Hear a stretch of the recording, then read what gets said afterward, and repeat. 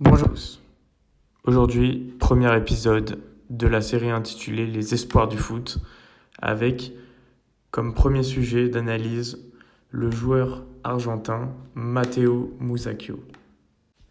Matteo naît donc en août 1990 au sein d'une famille, la famille Musacchio, qui n'est alors pas prédestinée pour le football. C'est donc à Buenos Aires, une ville située à 4h30 de chez lui, que Matteo va se faire reconnaître pour ses talents de défenseur central au sein du club de River Plate. C'est à l'âge de 9 ans qu'il arrive au sein de ce club. Ses premières apparitions avec l'équipe professionnelle remontent donc à la saison 2006-2007. Il est alors âgé seulement de 16 ans, ce qui est une performance exceptionnelle, surtout pour un club légendaire comme River Plate. Il va donc disputer 6 matchs avec River Plate, et c'est donc en 2009, à l'été 2009, qu'il va signer à Villarreal pour 700 000 euros.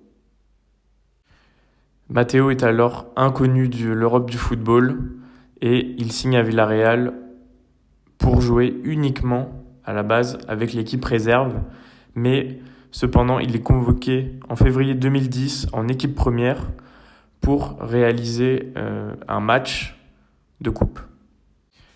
Les progrès de Matteo se font alors énormément ressentir, surtout lorsqu'il apprend aux côtés d'un certain Diego Godin, qui est alors à Villarreal et qui partira ensuite à l'été 2010 vers l'Atlético Madrid. Lors de cette saison 2009-2010, il jouera un total de 8 matchs, dont un match de C3 quand même, à noter. Dès la saison 2010-2011, il est alors titulaire et dispute déjà, à l'âge de seulement 20 ans, 31 matchs et 15 matchs de C3. Une C3 au cours de laquelle Villarreal se fera éliminer en demi-finale par le FC Porto, futur vainqueur de l'épreuve.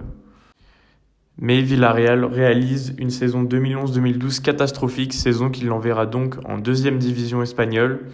Mais lors de la saison 2012-2013, le sous-marin jaune réalisera l'ascenseur pour remonter en Liga BBVA en 2013-2014. Le joueur argentin devient donc un taulier de la défense de Villarreal, mais au cours de la saison 2014-2015, après avoir disputé 24 matchs, il se fracture le tibia lors d'un match contre Retafe. Il reviendra en 2015-2016 pour disputer 21 matchs. Malgré tout, sur les saisons auparavant, depuis qu'il a été arrivé à Villarreal, il avait disputé chaque saison au moins 35 matchs en taulier. Et au cours de la saison 2014-2015, il n'en dispute donc que 24. Et au cours de la saison 2015-2016, 21 matchs. Donc on commence à sentir que Matteo n'est plus sur une pente ascendante. Et la suite va venir confirmer cette idée. La saison 2016-2017 de Matteo est très bonne, même s'il dispute pas autant de matchs qu'avant, moins de 30 matchs. Cette saison convainc donc l'AC Milan à le recruter et il est donc le premier joueur recruté par le Milan AC à l'été 2007. Mercato de l'été 2007 pour le Milan qui est quand même catastrophique, on peut le noter. Mais malgré tout, Musacchio est engagé le même été que Bonucci et on peut se dire que on peut rêver à un nouveau duo Nesta-Maldini mais avec Musacchio-Bonucci, ce qui est un peu moins stylé quand même. Cette signature à l'AC Milan sera le début de la fin pour Matteo, puisqu'il ne passera plus aucun cap dans sa carrière.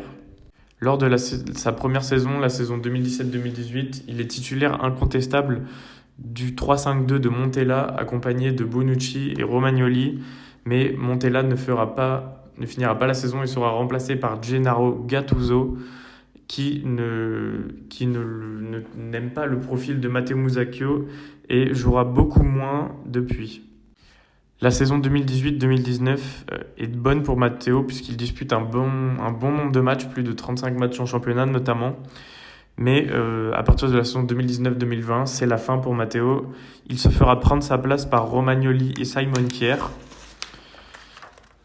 Et il signera donc en 2020-2021 à la Lazio. On se dit qu'il peut revenir à son niveau de Villarreal, niveau qui lui a permis d'atteindre le Milan AC, mais il ne se disputera uniquement que 6 matchs avec la Lazio, dont un match de Ligue des Champions, mais ce ne sera pas convaincant pour les dirigeants qui se sépareront de Matteo.